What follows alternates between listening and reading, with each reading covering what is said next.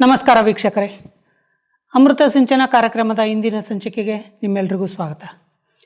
ವೀಕ್ಷಕರೇ, ನಾವು ಆತ್ಮದ ಬಗ್ಗೆ ಭಾಳಷ್ಟು ಬಾರಿ ಚರ್ಚೆಗಳು ಮಾಡಿರ್ತೀವಿ. ಆತ್ಮದ ಬಗ್ಗೆ ಭಾಳಷ್ಟು ವಿಚಾರಗಳನ್ನು ತಿಳ್ಕೊಂಡಿರ್ತೀವಿ, ಆದರೆ ಸಂಪೂರ್ಣ ಮಾಹಿತಿ ಮಾತ್ರ ಯಾರಿಗೂ ಇಲ್ಲ. ಹಾಗಿದ್ರೆ ಇವತ್ತಿನ ಈ ಸಂಚಿಕೆಯಲ್ಲಿ ನಾವು ಆತ್ಮದ ಬಗ್ಗೆ ಸಂಪೂರ್ಣ ಮಾಹಿತಿಯನ್ನು ತಿಳ್ಕೊಳ್ಳುವಂತಹ ಪ್ರಯತ್ನ ಮಾಡೋಣ. ಇದ್ರ ಬಗ್ಗೆ ಸಂಪೂರ್ಣ ಮಾಹಿತಿಯನ್ನು ನೀಡೋದಕ್ಕೆ ಬ್ರಹ್ಮಕುಮಾರಿ ಆಶಾ ಅವರು ಈ ಸಂಚಿಕೆಗೆ ಬಂದಿದ್ದಾರೆ. ಅವರು ಸುಮಾರು 21 ವರ್ಷಗಳಿಂದ ಆಧ್ಯಾತ್ಮಿಕ ಜೀವನವನ್ನು ನಡೆಸ್ತಾ ಇದ್ದಾರೆ. ಹಾಗೆ ಅವರು ವಿದ್ಯಾಭ್ಯಾಸ ಫ್ಯಾಷನ್ ಡಿಸೈನ್ನಲ್ಲಿ ಡಿಪ್ಲೊಮಾ ಮಾಡಿದ್ದಾರೆ. ಬನ್ನಿ ಅವ್ರನ್ನ ಈ ಕಾರ್ಯಕ್ರಮಕ್ಕೆ ಸ್ವಾಗತ ಮಾಡ್ತಾ ಅವರಿಂದ ಹೆಚ್ಚಿನ ಮಾಹಿತಿಯನ್ನು ತಿಳ್ಕೊಳ್ಳುವಂಥ ಪ್ರಯತ್ನ ಮಾಡೋಣ. ಅಕ್ಕವ್ರೆ, ನಿಮಗೆ ಈ ಕಾರ್ಯಕ್ರಮಕ್ಕೆ ಸ್ವಾಗತ. ಅಕ್ಕವ್ರೆ, ತಾವು ಸುಮಾರು 21 ವರ್ಷಗಳಿಂದ ಈ ಆಧ್ಯಾತ್ಮಿಕ ಜೀವನವನ್ನು ನಡೆಸ್ತಾ ಇದ್ದೀರಿ. ಹಾಗಿದ್ಮೇಲೆ ನಿಮಗೆ ಈ ಆಧ್ಯಾತ್ಮದಲ್ಲಿ ಆತ್ಮದ ಬಗ್ಗೆ ಭಾಳಷ್ಟು ವಿಷಯಗಳು ತಿಳಿದಿರುತ್ತೆ ಅಂತ ನನ್ನ ಅನಿಸಿಕೆ. ಹಾಗಿದ್ರೆ ಆತ್ಮ ಅಂದರೆ ಏನು? ಯಾವುದಕ್ಕೆ ನಾವು ಆತ್ಮ ಅಂತ ಕರಿತೀವಿ? ಆತ್ಮ ಅಂತ ಹೇಳಿದ್ರೆ ಚೈತನ್ಯ ಶಕ್ತಿ. ಈ ದೇಹ ಅನ್ನುವಂಥದ್ದು ಪಂಚಭೂತಗಳಿಂದ, ಯಾವುದಕ್ಕೆ 5 ಎಲಿಮೆಂಟ್ಸ್ ಅಂತ ಹೇಳ್ತೀವಿ. ನೀರು, ಗಾಳಿ, ಬೆಂಕಿ, ಆಕಾಶ, ಭೂಮಿ, ಇದರಿಂದ ಆಗಿರೋದು ದೇಹ. ಈ ದೇಹ ಜಡ. ಈ ಜಡ ದೇಹದ ಒಳಗಡೆ ಚೈತನ್ಯ ಶಕ್ತಿ ಆತ್ಮ ಇದೆ. ಆ ಚೈತನ್ಯ ಶಕ್ತಿ ಆತ್ಮನೇ ಈ ಶರೀರನ ನಡೆಸುವಂಥದ್ದು. ನೀವು ದೇಹ ಜಡ ಅಂತೀರಿ, ಬಟ್ ಜಡ ಹೇಗೆ ಸಾಧ್ಯ? ನಾವು ಮೂಮೆಂಟ್ ಮಾಡ್ತಾ ಇದ್ದೀವಿ. ಅದೇ ಆತ್ಮ ಇರೋದಕ್ಕೆ ಶರೀರ ಅದು ಕರ್ಮ ಮಾಡ್ತಾ ಇದೆ. ಅಂದರೆ ಅದರ ಏನು ಆ್ಯಕ್ಟಿವಿಟೀಸ್ ಇದೆ, ಆತ್ಮ ಶರೀರದಲ್ಲಿ ಇರೋದಕ್ಕೆ ಅದು ಕೆಲಸ ನಡೀತಾ ಇರೋದು.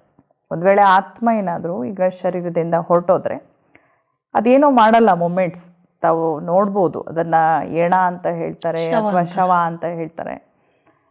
ಸೊ ಶವ ಯಾವಾಗ ಎತ್ತುತ್ತೀರಿ, ಎಣ ಯಾವಾಗ ಎತ್ತುತ್ತೀರಿ ಅಂತ ಕೇಳ್ತಾರೆ ಹೊರತು ಆ ಪರ್ಟಿಕ್ಯುಲರ್ ವ್ಯಕ್ತಿ ಹೆಸರು ಹೇಳಿ ಕರೆಯಲ್ಲ. ಅದೇ ಆತ್ಮ ದೇಹದಲ್ಲಿದ್ದಾಗ ಆ ವ್ಯಕ್ತಿಯ ಹೆಸರಿಂದ, ಅವನ ಕೆಲಸದಿಂದ ಗುರುತಿಸ್ತಾರೆ. ಆದರೆ ಆತ್ಮ ಹೋದ ಮರುಕ್ಷಣನೇ ಈ ದೇಹಕ್ಕೆ ಎಣ ಅಂತ ಹೇಳ್ತಾರೆ. ಹಾಗಾಗಿ ದೇಹ ಜಡ, ಆತ್ಮ ಚೈತನ್ಯ. ಹಾಗಿದ್ರೆ ಆತ್ಮ ಅಂತ ನೀವು ಹೇಳ್ತೀರಿ, ಭಾಳಷ್ಟು ಜನ ಮತ್ತೆ ಪ್ರಾಣ ಹೋಯ್ತು, ಉಸಿರು ನಿಲ್ತು ಅಂತಾರೆ. ಆತ್ಮಕ್ಕೆ ಪ್ರಾಣ, ಉಸಿರು ಅಂತ ಏನು ಹೇಳ್ತಾರೆ, ಸತ್ತು ಹೋದ್ರು ಅಂತ ಹೇಳ್ತಾರೆ. ಇನ್ನು ಕೇಳಬೇಕಂದ್ರೆ ಸತ್ತು ಹೋದ್ರು. ಉಸಿರು ನಿಂತೋಯ್ತು ಅಂತ ಯಾಕೆ ಹೇಳ್ತಾರೆ ಅಂದರೆ, ಶರೀರದಲ್ಲಿ ಉಸಿರಾಟ ಇದೆ. ಆತ್ಮ ಇದ್ದಾಗ ಉಸಿರಾಡ್ತಾ ಇರ್ತೀವಿ. ಆತ್ಮ ಹೋದ್ಮೇಲೆ ಶರೀರದ ಉಸಿರಾಟ ಕೂಡ ನಿಂತು ಹೋಗುತ್ತೆ. ಆತ್ಮ ಇರೋದಕ್ಕೆ ಶರೀರದ ಹಾರ್ಟ್ ಬೀಟ್ ನಡೀತಾ ಇದೆ. ಆತ್ಮ ಹೋದ್ಮೇಲೆ ಶರೀರದ ಹಾರ್ಟ್ ಬೀಟ್ ಕೂಡ ನಿಂತು ಹೋಗುತ್ತೆ. ಹಾಗಾಗಿ ಅವರು ಸಾಮಾನ್ಯ ಜನರು ಇವತ್ತು ಪ್ರಾಣ ಹೋಯ್ತು, ಉಸಿರು ನಿಂತೋಯ್ತು, ಸತ್ತು ಹೋದರು. ಸತ್ತು ಹೋಯ್ತು ಅಂದರೆ ಪರ್ಟಿಕ್ಯುಲರಿ ಆ ದೇಹದಲ್ಲಿದ್ದಂಥ ಸತ್ಯ ಹೊರಟೋಯ್ತು ಅಂತ. ಅಂದರೆ ಸತ್ಯ ಯಾವುದು? ಆ ಸತ್ಯನೇ ಆತ್ಮ. ಆ ಆತ್ಮ ಶರೀರದಲ್ಲಿ ಇದ್ಕೊಂಡು ಶರೀರದ ಕರ್ಮೇಂದ್ರಿಯಗಳ ಮುಖಾಂತರ ಕೆಲಸ ಮಾಡಿಸುತ್ತೆ. ಹೇಗೆ ಆತ್ಮ ಇರೋದಕ್ಕೆ ಕಣ್ಣು ನೋಡ್ತಾ ಇದೆ, ಕಿವಿಯಿಂದ ಕೇಳಿಸ್ಕೊಳ್ತಾ ಇದ್ದೀವಿ, ಬಾಯಿಂದ ಮಾತಾಡ್ತಾ ಇದ್ದೀವಿ, ಕೈಕಾಲುಗಳ ಮುಖಾಂತರ ಮೂಮೆಂಟ್ಸ್ ಮಾಡ್ತಾ ಇದ್ದೀವಿ, ಆ್ಯಕ್ಷನ್ ನಡೀತಾ ಇದೆ. ಆತ್ಮ ಹೊರಟೋಯ್ತು ಅಂತ ಹೇಳಿದ್ರೆ ನೋಡೋದು, ಕೇಳೋದು, ಮಾತಾಡೋದು, ಮೂಮೆಂಟ್ಸ್ ಎಲ್ಲವೂ ಕೂಡ ಸ್ಟಾಪ್ ಆಗುತ್ತೆ. ಆಗ ಅದನ್ನು ಸಾವು ಅಂತ ಹೇಳ್ತೀವಿ. ಸೊ ಡೆಡ್ ಬಾಡಿ ಅಂತ ಹೇಳ್ತೀವಿ, ಜೀವಾತ್ಮ ಅಂತ ಹೇಳ್ತೀವಿ, ಡೆಡ್ ಬಾಡಿ ಅಂತ ಹೇಳ್ತೀವಿ. ಸೊ ಹ್ಯೂಮನ್ ಬಾಡಿ ಅಂದರೆ ಮನುಷ್ಯ ಬದುಕಿರುವಾಗ ಅಂತ ಹೇಳ್ತೀವಿ. ಆತ್ಮ ದೇಹದಲ್ಲಿದ್ದಾಗ ಅದಕ್ಕೆ ಹ್ಯೂಮನ್ ಬಾಡಿ ಅಥವಾ ಜೀವಾತ್ಮ ಅಂತ ಹೇಳ್ತೀವಿ. ಹೋದ್ಮೇಲೆ ಆತ್ಮ ದೇಹ ಬಿಟ್ಟು ಹೋದ್ಮೇಲೆ, ಸತ್ತು ಹೋದ್ಮೇಲೆ ಅದಕ್ಕೆ ಡೆಡ್ ಬಾಡಿ ಅಂತ ಹೇಳ್ತೀವಿ. ಹೀಗಿದ್ರೆ ಆತ್ಮ ಸತ್ಯ ಅನ್ನೋದಾದರೆ ಶರೀರ ಸುಳ್ಳು ಅಲ್ಲ, ಶರೀರ ಜಡ. ಶರೀರ ಜಡ, ಆತ್ಮ ಸತ್ಯ. ಹೇಗೆ ಹೇಳ್ತಾರಲ್ಲ, ಆತ್ಮ ಸತ್ಯ, ದೇಹ ಮಿಥ್ಯ ಅಂತಲೇ ಹೇಳೋದು. ಸೊ ಆತ್ಮ ಶರೀರದಲ್ಲಿ ಭ್ರೂ ಮಧ್ಯದಲ್ಲಿ, ಹಣೆ ಮಧ್ಯ ಭಾಗದಲ್ಲಿ ಇದ್ಕೊಂಡು ಇಡೀ ಶರೀರನ ನಡೆಸುತ್ತೆ. ಅದಕ್ಕೆ ನಮ್ಮ ಹಿಂದೂ ಧರ್ಮದಲ್ಲೂ ಕೂಡ ಯಾರಾದರೂ ಏನಾದರೂ ದೇವಸ್ಥಾನಗಳಿಗೆ ಹೋದರೆ ತಿಲಕ, ಗಂಧ, ಕುಂಕುಮ ಏನಾದರೂ ಕೊಟ್ಟರೆ ಇಲ್ಲಿ ಹಣೆ ಮಧ್ಯೆ ಇಟ್ಕೊಳ್ತಾರೆ. ಅಂದರೆ ಇಷ್ಟು ದೊಡ್ಡ ದೇಹವನ್ನು ನಡೆಸುವಂತಹ ಆತ್ಮ ಭಾಳ ಸೂಕ್ಷ್ಮಾತಿ ಸೂಕ್ಷ್ಮ ಬಿಂದು, ಒಂದು ಕಣ ಇದ್ದ ಹಾಗೆ. ಹೇಗೆ ನಾವು ಸೈಂಟಿಫಿಕಲಿ ಹೇಳಬೇಕಂದ್ರೆ ನ್ಯೂಟ್ರಾನ್, ಪ್ರೋಟಾನ್, ಎಲೆಕ್ಟ್ರಾನ್ಗಿನ್ನೂ ತುಂಬ ಸೂಕ್ಷ್ಮ ಶಕ್ತಿ ಆತ್ಮ. ಅದು ಬರೀ ಕಣ್ಣಿಗೆ ಕಾಣಿಸಲ್ಲ, ಬಟ್ ಚೈತನ್ಯ ಅದಿರೋದ್ರಿಂದನೇ ಎಲ್ಲ ಮೂಮೆಂಟ್ಸ್ಗಳು ತಾವು ಹೇಳೋ ಹಾಗೆ ನಡೀತಾ ಇರೋದು. ಅದು ಹೋದ ಕ್ಷಣ ಇದು ಡೆಡ್ ಬಾಡಿ. ಇದ್ರೆ ಯಾರಾದರೂ ಶರೀರ ಬಿಟ್ಟರೆ ದೀಪ ಹಚ್ಚಿಡ್ತಾರಲ್ಲ, ಅದರ ಅರ್ಥ ಏನಾಗಿದ್ರೆ? ಅಂದರೆ ಯಾರಾದರೂ ಶರೀರ ಬಿಟ್ಟಾಗ ದೀಪ ಯಾಕೆ ಹಚ್ಚಿಡ್ತಾರೆ ಅಂದರೆ ಆತ್ಮ ಜ್ಯೋತಿ. ಅದು ಆತ್ಮ ಜ್ಯೋತಿಗೆ ಅವ್ರೇನು ತಿಳ್ಕೊಳ್ತಾರೆ ಅಂದರೆ ಕತ್ತಲಾಗದೇ ಇರಲಿ, ಆ ಆತ್ಮ ಏನು ಹೊರಟಿದೆ ಅದು ಮುಂದಿನ ಯಾತ್ರೆಗೆ ಹೊರಟಿದೆ ಅಲ್ಲ, ಅದಕ್ಕೆ ಕತ್ತಲಾಗದೇ ಇರಲಿ ಅಂತ ಇವರಿಲ್ಲಿ ಜ್ಯೋತಿ ಹಚ್ಚಿಡ್ತಾರೆ, ಅದರಲ್ಲೂ ತಲೆ ಹತ್ರ ಹಚ್ಚಿಡ್ತಾರೆ. ಅಂದರೆ ಆತ್ಮ ಜ್ಯೋತಿ ಇದ್ದಿದ್ದು ಇಲ್ಲಿ ಭ್ರೂ ಮಧ್ಯದಲ್ಲಿ. ಅದಕ್ಕಿನ್ನೂ ನಿಮಗೆ ಬೆಸ್ಟ್ ಎಕ್ಸಾಂಪಲ್ ಅಂತ ಹೇಳಿದ್ರೆ ಉದಾಹರಣೆಗೆ ಕಾರು. ಈಗ ಅಷ್ಟು ದೊಡ್ಡ ಕಾರ್ ಇದೆ, ಕಾರ್ ನಡೆಸೋದಕ್ಕೊಬ್ಬ ಡ್ರೈವರ್ ಬೇಕೇ ಬೇಕು. ಸೊ ಡ್ರೈವರ್ ಇಲ್ಲ ಅಂತ ಹೇಳಿದ್ರೆ ಕಾರು ಕೂಡ ಜಡ, ನಿಂತಲ್ಲೇ ನಿಲ್ಲುತ್ತೆ. ಕಾರ್ ಒಳಗಡೆ ಕೂತ್ಕೊಂಡು ಡ್ರೈವರ್ ಆದವನು ಕಾರನ್ನು ಮುಂದಕ್ಕೆ ಹಿಂದಕ್ಕೆ ಪಕ್ಕಕ್ಕೆ ಅದರ ಮೂಮೆಂಟ್ಸ್ ಮಾಡೋನು ಡ್ರೈವರು. ಈಗೆಲ್ಲೋ ನಾವು ಹೊರಗಡೆ ಗಾಡಿ ನಿಲ್ಲಿಸಿ ಬಂದಿರ್ತೀವಿ, ಹಿಂದೆ ಯಾವುದೋ ಒಂದು ವೆಹಿಕಲ್ ಬಂದು ಆರನ್ ಮಾಡುತ್ತೆ, ಆಗ ಗಾಡಿ ತಾನಾಗೆ ಮೂವ್ ಆಗಲ್ಲ. ನಾವು ಆ ಆರನ್ ಸೌಂಡ್ ಕೇಳಿಸ್ಕೊಂಡು ಗಾಡೀಲಿ ಕೂತ್ಕೊಂಡು ಮತ್ತೆ ಗಾಡಿನ ಎಲ್ಲಿ ಜಾಗ ಇದೆ ನೋಡಿ ಅದನ್ನು ಸೆಟ್ ಮಾಡಿ ಬರಬೇಕು. ಗಾಡಿ ತಾನಾಗೆ ಮೂವ್ ಆಗಲ್ಲ, ಯಾರೋ ಹಿಂದೆಯಿಂದ ಬಂದು ಆರನ್ ಮಾಡಿದ ತಕ್ಷಣ. ಹಾಗೆ ಶರೀರ ಜಡ, ಆತ್ಮ ಚೈತನ್ಯ. ಆತ್ಮ ಶರೀರದ ಮುಖಾಂತರ ಪ್ರತಿಯೊಂದು ಕೆಲಸ ಕಾರ್ಯಗಳನ್ನು ಮಾಡಿಸತ್ತೆ. ಆತ್ಮ ಹೋದ್ಮೇಲೆ ಇದು ಎಣಾನೆ. ಇದ್ರೆ ನೀವು ಹೇಳಿದ್ರಿ ಆತ್ಮ ಇಲ್ಲೇ ಇರುತ್ತೆ ಅಂತ, ಅದು ಹೇಗೆ ಸಾಧ್ಯ? ಬೇರೆ ಇಷ್ಟು ದೊಡ್ಡ ಶರೀರದಲ್ಲಿ ಬೇರೆ ಜಾಗದಲ್ಲೂ ಇರ್ಬೋದಲ್ಲ, ರಕ್ತದಲ್ಲೂ ಸಹ ಕಣ ಕಣದಲ್ಲೂ ಇದೆ ಅಂತಾರೆ. ಅಂದರೆ ಆತ್ಮ ಹೇಳಬೇಕಂದ್ರೆ ಸೈಂಟಿಫಿಕಲಿ ಮೆದುಳಿನಲ್ಲಿ ಹೈಪೋಥಲಮಸ್ ಪಿಟ್ಯುಟರಿ ಗ್ಲ್ಯಾಂಡ್ ಅಂತ ಇದೆ. ಅಲ್ಲಿ ಆತ್ಮ ಕೂತ್ಕೊಂಡು, ಅದು ಹೇಗೆ ಅಂದರೆ ಒಂದು ರೀತಿ ರೆಕಾರ್ಡಿಂಗ್ ರೂಮ್ ಇರುತ್ತಲ್ಲ ಹಾಗೆ, ಅಲ್ಲಿ ಆತ್ಮ ಕೂತ್ಕೊಂಡು ಏನು ಮಾಡುತ್ತೆ, ತನ್ನ ಶರೀರದ ಎಲ್ಲ ಕರ್ಮೇಂದ್ರಿಯಗಳಿಗೆ, ಎಲ್ಲ ಸೆಲ್ಸ್ಗಳಿಗೆ ಅದು ಆರ್ಡ್ರ್ ಮಾಡುತ್ತೆ.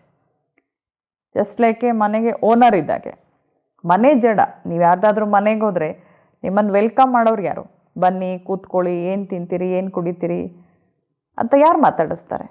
ಆ ಮನೇಲಿರೋ ಮಾಲೀಕ, ಯಾರು ಚೈತನ್ಯ ವ್ಯಕ್ತಿ ಇರ್ತಾನೆ ಅವನು ಮಾತಾಡಿಸ್ತಾನೆ. ಮನೆ ಜಡ. ಹಾಗೆ ಶರೀರ ಏನಿದೆ, ಶರೀರದಲ್ಲಿ ಆತ್ಮ ಇದೆ, ಆತ್ಮ ಇರೋ ಜಾಗ ಇದು.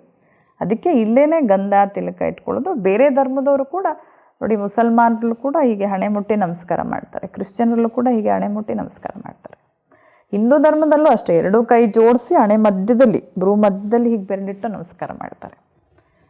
ಸೊ ಆತ್ಮ ಇರೋದು ಅಲ್ಲೇನೆ. ಇನ್ನೂ ಬೆಸ್ಟ್ ಎಕ್ಸಾಂಪಲ್ ಅಂದರೆ ಡ್ರೈವರ್ ಸೀಟಲ್ಲೇ ಕೂತ್ಕೋಬೇಕು. ಅವನೇನಾದರೂ ಪಕ್ಕದ ಸೀಟಲ್ಲಿ ಕೂತ್ಕೊಂಡು ಅಥವಾ ಹಿಂದೆ ಕೂತ್ಕೊಂಡು ಗಾಡಿ ಓಡಿಸು ಅಂತ ಹೇಳಿದ್ರೆ ಕಷ್ಟ ಆಗುತ್ತೆ. ಏಕೆಂದರೆ ಡ್ರೈವರಿಗೆ ಬೇಕಾದಂಥ ಎಲ್ಲ ಸ್ಟೇರಿಂಗು, ಬ್ರೇಕು, ಕ್ಲಚ್ಚು, ಎಕ್ಸ್ಲೇಟ್ರು ಎಲ್ಲ ಅಲ್ಲಿರುತ್ತೆ. ಸೊ ಹಾಗಾಗಿ ಅವನು ಅಲ್ಲೇ ಕೂತ್ಕೊಂಡು ಅದರ ಹೇಗೆ ಚಾಲನೆ ಮಾಡ್ತಾನೋ ಹಾಗೆ ಆತ್ಮ ಕೂಡ ಶರೀರದ ಭ್ರೂಮಧ್ಯದಲ್ಲಿ ಕೂತ್ಕೊಂಡು, ಹೈಪೋಥಲಮಸ್ ಪಿಟ್ಯುಟರಿ ಗ್ಲ್ಯಾಂಡಲ್ಲಿ ಕೂತ್ಕೊಂಡು ತನ್ನ ಇಡೀ ಶರೀರನ ನಿಯಂತ್ರಣ ಮಾಡುತ್ತೆ. ನಾನು ಇದನ್ನು ಒಪ್ಪೋಕ್ಕೆ ಸಾಧ್ಯ ಇಲ್ಲ. ಯಾಕಂದರೆ ಹಾರ್ಟ್ ಬೀಟ್ ಏನಾಗುತ್ತೋ ಅದು ಯಾವಾಗ ನಿಲ್ಲುತ್ತೋ ಆವಾಗಲೇ ಪ್ರಾಣ ಹೋಗೋದು. ಸೊ ಪ್ರಾಣ ಅಥವಾ ನೀವು ಹೇಳೋ ಪ್ರಕಾರ ಆತ್ಮ ಅನ್ನೋದು ಹಾರ್ಟಲ್ಲಿ ಹಾಕಿರಬಾರ್ದು, ಇಲ್ಲ ರಕ್ತ ಸಂಚಾರ ಏನು ನಡೆಯುತ್ತೆ ಶರೀರದಲ್ಲಿ ಅದು ನಿಂತಾಗ್ಲೂ ಪ್ರಾಣ ಆಗುತ್ತೆ. ಸೊ ಆತ್ಮ ಅನ್ನೋದು ರಕ್ತದಲ್ಲೂ ಇರ್ಬೋದಲ್ಲ? ಅಲ್ಲ, ಇಲ್ಲಿ ರಕ್ತ, ದೇಹ, ಹಾರ್ಟು, ಮೂಳೆ, ನರ, ಮಾಂಸ ಇದೆಲ್ಲ ದೇಹಕ್ಕೆ ಸೇರಿದಂಥದ್ದು. ಇಲ್ಲೇನೆಂದರೆ ದೇಹ ಮತ್ತು ಆತ್ಮ ಎರಡೂ ಬೇರೆ ಬೇರೆ. ಆತ್ಮ ಚೈತನ್ಯ ಶಕ್ತಿ, ಅದು ಸೂಕ್ಷ್ಮ, ಅತಿ ಸೂಕ್ಷ್ಮ, ಬರೀ ಕಣ್ಣಿಗೆ ಕಾಣಿಸಲ್ಲ. ದೇಹ ಜಡ. ಸೊ ಈ ಶರೀರದ ಒಂದು ಭಾಗ ಹಾರ್ಟ್ ಇರ್ಬೋದು, ಕಿಡ್ನಿ ಇರ್ಬೋದು, ಲಿವರ್ ಇರ್ಬೋದು, ಇದು ದೇಹದ ಒಳಗಡೆ ಇರುವಂಥ ಅಂಗಾಂಗಗಳು. ನಮ್ಮ ದೇಹಕ್ಕೆ ಬೇಕಾಗಿರುವಂಥ ಪಚನ ಶಕ್ತಿ ಆಗಿರ್ಬೋದು ಅಥವಾ ಬ್ಲಡ್ ಸಪ್ಲೈ ಮಾಡೋದಿರ್ಬೋದು, ಇವೆಲ್ಲ ಅವ್ರವ್ರ ಕೆಲಸ ನಾವು ಆ್ಯಕ್ಯುರೇಟಾಗಿ ಮಾಡ್ತಾಯಿದೆ. ಕಣ್ಣಿನ ಕೆಲಸ ಮಾಡ್ತಾಯಿದೆ ನೋಡೋದು, ಕಿವಿ ಕೆಲಸ ಮಾಡ್ತಾಯಿದೆ. ಹಾಗೆ ಶರೀರದ ಪ್ರತಿ ಒಂದೊಂದು ಕರ್ಮೇಂದ್ರಿಯಗಳು ತನ್ನ ಕೆಲಸನ ಆ್ಯಕ್ಯುರೇಟಾಗಿ ಮಾಡ್ತಾಯಿದೆ. ಈಗ ಫಾರ್ ಎಕ್ಸಾಂಪಲ್ ನನಗೆ ಅಲ್ಲಿ ನೋವಿದೆ, ಬಾಯಲ್ಲಿ ತಿನ್ನೋಕ್ಕಾಗಲ್ಲ ಅಂತ ನಾನು ಕಿವಿಲಿ ತಿನ್ನೋಕ್ಕಾಗಲ್ಲ, ಅಥವಾ ಕಣ್ಣಲ್ಲಿ ತಿನ್ನೋಕ್ಕಾಗಲ್ಲ, ಅಥವಾ ಏನೋ ಕಣ್ಣುರಿ ಕಣ್ಣು ನೋವಿದೆ ಅಂದ್ಬಿಟ್ಟು ಬೇರೆ ಇದ್ರಲ್ಲಿ ನೋಡೋಕ್ಕಾಗಲ್ಲ. ಹಾಗೆ ಹಾರ್ಟ್ ಕೂಡ ಏನು ಮಾಡುತ್ತೆ ಅಂದರೆ ನಮ್ಮ ಶರೀರಕ್ಕೆ ಬೇಕಾಗಿರುವಂಥ, ನರಗಳಿಗೆ ಬೇಕಾಗಿರುವಂಥ ಎಲ್ಲ ಬ್ಲಡ್ಡನ್ನು ಅದು ಪಂಪ್ ಮಾಡುತ್ತೆ, ಪಾರ್ಸಲ್ ಮಾಡುತ್ತೆ. ಹಾಗಾಗಿ ಹಾರ್ಟ್ ಬೀಟ್ ನಿಂತ ತಕ್ಷಣ ದೇಹ ಯಾಕೆ ಹೊರಟೋಗುತ್ತೆ? ಈಗ ಅನೇಕರಿಗೆ ಹಾರ್ಟ್ ಅಟ್ಯಾಕ್ ಅಂತ ಆಗುತ್ತೆ. ಹಾರ್ಟ್ ಅಟ್ಯಾಕ್ ಆದಾಗ ಅದೇನಾಗುತ್ತೆ ಅಂತ ಹೇಳಿದ್ರೆ, ಯಾವಾಗ ಹಾರ್ಟ್ ನಿಂತೋಗುತ್ತೆ, ಶರೀರದಲ್ಲಿ 24 ಗಂಟೆ 365 ದಿನ ಕೆಲಸ ಮಾಡೋ ಅಂಗ ಅಂತ ಹೇಳಿದ್ರೆ ಹಾರ್ಟ್. ಸೊ ಯಾವಾಗ ಹಾರ್ಟ್ ಬೀಟ್ ನಿಂತೋಗುತ್ತೆ, ಆ ಕ್ಷಣದಲ್ಲಿ ಆತ್ಮ ದೇಹದಲ್ಲಿ ಇರೋಕ್ಕಾಗಲ್ಲ. ಸೊ ಹಾಗಾಗಿ ಆತ್ಮ ಹಾರ್ಟ್ ಬೀಟ್ ನಿಂತಾಗ ದೇಹ ಯಾವಾಗ ಸ್ಪಂದಿಸಲ್ಲ. ಈಗ ಎಕ್ಸಾಂಪಲ್, ನಿಮ್ಮದು ಗಾಡಿ, ಕಾರು ಅಥವಾ ಸ್ಕೂಟ್ರು ಎಲ್ಲೋ ಹೋಗ್ತಾ ಬೈಕು ಕೆಟ್ಟೋಗುತ್ತೆ. ಬೈಕ್ ಕೆಟ್ಟೋದಾಗ ನೀವೇನು ಮಾಡ್ತೀರಿ? ಅದನ್ನು ಸಾಧ್ಯವಾದಷ್ಟು ರಿಪೇರಿ ಮಾಡಿಸ್ತೀರಿ. ಇಲ್ಲ ಯಾರ್ದಾದ್ರೂ ಅದು ರಿಪೇರಿಗೆ ಆಗಲ್ಲ ಅಂತ ಹೇಳಿದ್ರೆ ಡ್ರಾಪ್ ತೊಗೊಂಡು ಹತ್ಕೊಂಡು ಹೊರಟೋಗ್ತೀರಿ. ಹಾಗೆ ಇಲ್ಲೂ ಕೂಡ ಆತ್ಮ ಏನಾಗುತ್ತೆ, ಶರೀರದ ಕರ್ಮೇಂದ್ರಿಯಗಳು ಯಾವಾಗ ಆತ್ಮದ ಜೊತೆಗೆ ಸ್ಪಂದಿಸಲ್ಲ, ಆಗ ಇದು ನಾನು ಇರೋದಕ್ಕೆ ಯೋಗ್ಯ ಅಲ್ಲ ಅಂತ ತಿಳ್ಕೊಂಡು ಆತ್ಮ ದೇಹ ಬಿಟ್ಟು ಹೊರಟೋಗುತ್ತೆ. ಸರಿ, ನಾನು ಆತ್ಮದ ಬಗ್ಗೆ ನನ್ನ ಪ್ರಶ್ನೆ ಅದು ಅಲ್ಲ. ಆತ್ಮ ನೀವು ಹೇಳಿದ್ರು ಇಲ್ಲೇ ಇರುತ್ತೆ ಅಂತ. ಬಾಕಿ ಕೆಲವರು ಹೇಳ್ತಾರೆ ಆತ್ಮ ನಮ್ಮ ಶರೀರದಲ್ಲಿ ಎಲ್ಲ ಕಡೆ ಓಡಾಡ್ತಿರುತ್ತೆ, ಹೇಗೆ ರಕ್ತ ಎಲ್ಲ ಓಡಾಡ್ತಾ ಆತ್ಮನೂ ಓಡಾಡುತ್ತೆ ಅಂತಾರೆ. ಹಾಗಿದ್ರೆ ನೀವು ಇಲ್ಲೇ ಇದೆ ಅಂತ ಏನು ಗ್ಯಾರಂಟಿ ಮೇಲೆ ಹೇಳ್ತೀರಿ? ರಕ್ತದಲ್ಲೇ ಇರ್ಬೋದು, ಎಲ್ಲ ಕಡೆ ಓಡಾಡ್ತಿರ್ಬೋದು, ಇಲ್ಲ ಹಾರ್ಟಲ್ಲೇ ಇರ್ಬೋದು. ರಕ್ತದಲ್ಲಿ ಆತ್ಮ ಇರೋಕ್ಕೆ ಸಾಧ್ಯ ಇಲ್ಲ. ಯಾಕೆಂದ್ರೆ ಇವತ್ತು ರಕ್ತನ ನಾವೇನು ಮಾಡ್ತೀವಿ ಅಂದರೆ ಡಯಾಲಿಸಿಸ್ ಅಂತ ಮಾಡಿ ನೀವು ನೋಡಿರ್ಬೋದು. ಸೊ ಡಯಾಲಿಸಿಸ್ ಅಂತ ಮಾಡುವಾಗ ರಕ್ತನ ಒಂದು ಕಡೆ ಹಾಕ್ತಾ ಇರ್ತಾರೆ, ತೆಗಿತಾ ಇರ್ತಾರೆ, ಶುದ್ಧ ರಕ್ತ ಹಾಕ್ತಾ ಇರ್ತಾರೆ. ಸೊ ಹಾಗಾಗಿ ರಕ್ತದಲ್ಲಿ ಆತ್ಮ ಇರೋದಾಗಿದ್ದರೆ, ಆತ್ಮದಲ್ಲಿ ಏನಂತ ಹೇಳಿದ್ರೆ ಆತ್ಮ ಒಂದು ವಿಶೇಷ, ಅದರಲ್ಲಿ ಸೂಕ್ಷ್ಮ ಶಕ್ತಿ ಇದೆ, ಮನಸ್ಸು, ಬುದ್ಧಿ, ಸಂಸ್ಕಾರ. ಈ ಮೂವರು ಕೂಡ ಒಟ್ಟಿಗೆ ಇರುತ್ತೆ. ಈ ಮೂರು ಸೂಕ್ಷ್ಮ ಇಂದ್ರಿಯಗಳ ಜೊತೆಗೇನೆ ಆತ್ಮ ಇರುತ್ತೆ. ಹೇಗೆ ಶರೀರ ಅಂತ ಹೇಳಿದ್ರೆ ನಾವು ಒಂದೊಂದು ಪಾರ್ಟ್ಗೆ ಬೇರೆ ಬೇರೆ ಹೇಳಲ್ಲ, ಕಣ್ಣು, ಕಿವಿ, ಮೂಗು ಅಂತ ಈ ಎಲ್ಲ ಇರೋದನ್ನು ನಾವು ಮನುಷ್ಯ ಅಂತ ಹೇಳ್ತೀವಿ, ಹ್ಯೂಮನ್ ಬಾಡಿ ಅಂತ ಹೇಳ್ತೀವಿ. ಹಾಗೆ ಆತ್ಮ ಅಂತ ಹೇಳಿದ್ರೆ ಆತ್ಮದಲ್ಲಿ ಮನಸ್ಸಿದೆ, ಬುದ್ಧಿ ಇದೆ, ಸಂಸ್ಕಾರ ಇದೆ. ಈಗ ನೀವು ತಿಳ್ಕೊಂಡ್ರು ಹಾಗೆ ರಕ್ತದ ಕಣಕಣದಲ್ಲಿ ಆತ್ಮ ಹೇಗಿರಕ್ಕೆ ಸಾಧ್ಯ? ರಕ್ತ ತೆಗೆದು ಆಚೆಗೆ ಹಾಕಿದ್ಮೇಲೆ, ಅಥವಾ ನಾನೇ ನಿಮಗೆ ಬೈ ಚಾನ್ಸ್ ರಕ್ತ ಕೊಟ್ಟೆ, ಅಥವಾ ನೀವೇ ನನಗೆ ರಕ್ತ ಕೊಡುವಂಥ ಒಂದು ಸಮಯ ಬರ್ಬೋದು. ಬಟ್ ಆ ಟೈಮಲ್ಲಿ ಆತ್ಮ ಚೇಂಜ್ ಮಾಡ್ಕೊಳಕ್ಕಾಗಲ್ಲ. ಇವಾಗ ರಕ್ತ ಕೊಡ್ತೀವಿ, ಹಾಗೆ ಹಾರ್ಟ್ ಏನಾದರೂ ಪ್ರಾಬ್ಲಮ್ ಆದರೆ ಹಾರ್ಟ್ಗೆ ಅನೇಕ ಆಪ್ರೇಷನ್ಗಳು ಮಾಡ್ತಾರೆ, ಕುಯ್ಯೋದು, ಸೇರಿಸೋದು, ತೆಗಿಯೋದು, ಬೇರೆ ಹಾರ್ಟ್ ಹಾಕೋದು. ಸೊ ಹಾಗಾಗಿ ಆತ್ಮ ಹಾರ್ಟಲ್ಲಿರಲ್ಲ. ನಾನು ಅದಕ್ಕೆ ನಿಮಗೆ ಹೇಳಿದ್ದು, ಶರೀರನೇ ಬೇರೆ, ಆತ್ಮನೇ ಬೇರೆ. ಆತ್ಮ ಶರೀರದೊಳಗಡೆ ಇದ್ದು ಕೆಲಸ ಕಾರ್ಯಗಳನ್ನ ಮಾಡಿಸುತ್ತೆ. ಆದರೆ ಅನೇಕರು ಕಣ್ಣು ಬಿಟ್ಟು ದೇಹ ಬಿಟ್ಟಿದ್ರೆ ಕಣ್ಣಿಂದ ಆತ್ಮ ಹೋಯ್ತು ಅಂತ ಹೇಳ್ತಾರೆ, ಅಥವಾ ಬಾಯಿ ಬಿಟ್ಟು ಸತ್ತು ಹೋಗಿದ್ರೆ ಬಾಯಿಂದ ಹೋಯ್ತು ಅಂತ ಹೇಳ್ತಾರೆ. ಆದರೆ ಆತ್ಮ ಹೋಯ್ತು, ಅದನ್ನೇ ಸೂಲ್ ಅಂತ ಹೇಳ್ತಾರೆ ಅವರು. ಆ್ಯಕ್ಚುಲಿ ಅದು ಸೋಲಿಗೆ ಬದಲಾಗಿ ಇವರು ಸೂಲು ಅಂತ ಹೇಳ್ತಾರೆ. ಸಾಮಾನ್ಯವಾಗಿ ಹಳ್ಳಿಯಲ್ಲಿ ಗ್ರಾಮೀಣ ಭಾಷೆಯಲ್ಲಿ ಸೂಲ್ ಹೋಯ್ತು. ಸೂಲ್ ಅಲ್ಲ, ಅದು ಆ್ಯಕ್ಚುಲಿ ಸೋಲ್. ಆತ್ಮ ಆ ರೀತಿ ಹೋಗುವಂಥದ್ದು. ಹಾಗಿದ್ರೆ ಆತ್ಮ ಯಾವ ಶೇಪಲ್ಲಿರುತ್ತೆ? ಅದಕ್ಕೆ ಯಾವ ರೂಪದಲ್ಲಿದೆ? ಇಲ್ಲ, ಆತ್ಮ ನಿಮಗೆ ಮೊದಲೇ ಹೇಳಿದಾಗೆ ತುಂಬ ಸೂಕ್ಷ್ಮಾತಿ ಸೂಕ್ಷ್ಮ, ಅಣುಗಿನ್ನೂ ತುಂಬ ಚಿಕ್ಕದು. ಹೇಳಿದ್ನಲ್ಲ, ನ್ಯೂಟ್ರಾನ್, ಪ್ರೋಟಾನ್, ಎಲೆಕ್ಟ್ರಾನ್ಗಿನ್ನೂ ತುಂಬ ಸೂಕ್ಷ್ಮ ಶಕ್ತಿ. ಅದನ್ನು ಬರೀ ಕಣ್ಣಿಂದನೂ ನೋಡೋಕ್ಕಾಗಲ್ಲ. ಯಾವ ಸೂಕ್ಷ್ಮ ದರ್ಶಕ ಯಂತ್ರಗಳಿದೆ, ವಿಜ್ಞಾನದ ಸಾಧನಗಳಿದೆ, ಅದರಿಂದನೂ ಕೂಡ ನೋಡಲಿಕ್ಕಾಗಲ್ಲ. ಅದನ್ನು ಕೇವಲ ಅನುಭವ ಮಾಡ್ಬೋದು. ಈಗ ಆತ್ಮ ಇದ್ದಾಗ ನಮಗೆ ಸುಖ, ದುಃಖ, ನೋವು, ಸಂತೋಷ ಎಲ್ಲದರ ಅನುಭವ ಆಗುತ್ತೆ. ಆತ್ಮ ಹೋದ್ಮೇಲೆ, ಈಗ ಫಾರ್ ಎಕ್ಸಾಂಪಲ್ ದೇಹಕ್ಕೇನೆ ನಾವೇನಾದರೂ ಒಂದು ಚಾಕುನಿಂದ, ಬ್ಲೇಡಿಂದ ಕತ್ತರಿಸಿದ್ರೆ ಅದಕ್ಕೇನು ರಿಯಾಕ್ಷನ್ ಇಲ್ಲ. ಅದೇ ಆತ್ಮ ಇದ್ದಾಗ ಯಾರಾದರೂ ಕಟ್ ಮಾಡಲಿ, ಎಷ್ಟು ನೋವಂತ ಅನುಭವ ಆಗುತ್ತೆ, ಫೀಲ್ ಮಾಡ್ತೀವಿ. ಅಯ್ಯೋ ತುಂಬ ಉರಿತಾ ಇದೆ ಅಂತನೋ, ಅಥವಾ ತುಂಬ ನೋವಾಗ್ತಾ ಇದೆ, ತುಂಬ ಹಿಂಸೆ ಆಗ್ತಾ ಇದೆ. ಏನೇ ದೇಹಕ್ಕೆ, ಆತ್ಮ ದೇಹದಲ್ಲಿದ್ದಾಗ ದೇಹಕ್ಕೇನೇ ಆದರೂ ಕೂಡ ಆತ್ಮ ಅದನ್ನು ಅನುಭವ ಮಾಡುತ್ತೆ. ಅಥವಾ ಯಾವುದಾದ್ರೂ ಒಂದು ಚೆನ್ನಾಗಿರೋ ವಸ್ತು ತಿಂದರೂ ಕೂಡ ಅದು ತುಂಬ ಟೇಸ್ಟ್ ಆಗಿದೆ, ತುಂಬ ಸ್ವೀಟ್ ಆಗಿದೆ, ಚೆನ್ನಾಗಿದೆ, ಅದನ್ನು ಕೂಡ ಆತ್ಮ ಅನುಭವ ಮಾಡುತ್ತೆ. ಹಾಗಿದ್ರೆ ನೀವಂತೂ ಆತ್ಮನ ಫೀಲ್ ಮಾಡಿರ್ತೀರಿ, ಬಟ್ ಅದಕ್ಕೊಂದು ಪರ್ಟಿಕ್ಯುಲರ್ ಶೇಪ್ ಅಂತ ಏನೂ ಇಲ್ಲ? ಇಲ್ಲ, ಆತ್ಮಕ್ಕೆ ಶೇಪ್ ಇಲ್ಲ. ಆತ್ಮ ಅಂತ ಹೇಳಿದ್ರೆ ಒಂದು ಸೂಕ್ಷ್ಮ ಬಿಂದು. ಅದನ್ನು ನೀವು ಕೇಳಿರ್ಬೋದು, ಆತ್ಮನ ಯಾವುದೇ ಅಸ್ತ್ರದಿಂದ ಕತ್ತರಿಸ್ಲಿಕ್ಕಾಗಲ್ಲ. ಅಸ್ತ್ರ ಅಂದರೆ ಅದಕ್ಕೆ ಒಂದು ಆಕಾರ ಶೇಪ್ ಇದ್ದರೆ ಅಸ್ತ್ರದಿಂದ ಕತ್ತರಿಸ್ಲಿಕ್ಕಾಗತ್ತೆ. ಅಷ್ಟು ಸೂಕ್ಷ್ಮ ಅಂದರೆ ಅಸ್ತ್ರದಿಂದ ಕತ್ತರಿಸ್ಲಿಕ್ಕಾಗಲ್ಲ, ಬೆಂಕಿಯಿಂದ ಸುಡೋಕ್ಕಾಗಲ್ಲ, ನೀರಿಂದ ಅದನ್ನು ಒದ್ದೆ ಮಾಡೋಕ್ಕಾಗಲ್ಲ. ಸೊ ಇದು ಯಾವುದೇ ಒಂದು ತತ್ವಗಳಿಗೆ ಅದು ಸಿಗಲ್ಲ ಆತ್ಮ. ಹಾಗೆ ಸಿಗೋದಾಗಿದ್ದರೆ ಇವತ್ತು ವಿಜ್ಞಾನಿಗಳು ಎಷ್ಟು ಆತ್ಮಗಳನ್ನ ಹಿಡಿದಿಟ್ಕೊಂಡ್ಬಿಡೋರು.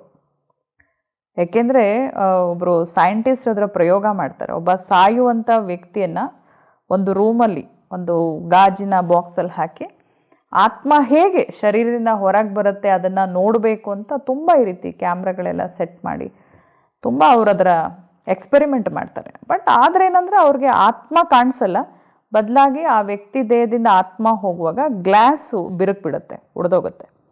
ಆಗ ಅವ್ರು ತಿಳ್ಕೊಳ್ತಾರೆ ಆತ್ಮನ ಕಣ್ಣಿಂದ ನೋಡೋಕ್ಕಾಗಲ್ಲ, ಕಣ್ಣಿಗೆ ಕಾಣಿಸಲ್ಲ ಆತ್ಮ, ಬಟ್ ಆತ್ಮ ಒಂದು ಸ್ಪಿರಿಟ್, ಆತ್ಮ ಒಂದು ಶಕ್ತಿ ಅನ್ನೋದನ್ನು ಅವರು ಫೈನಲ್ ಮಾಡ್ಕೊಳ್ತಾರೆ.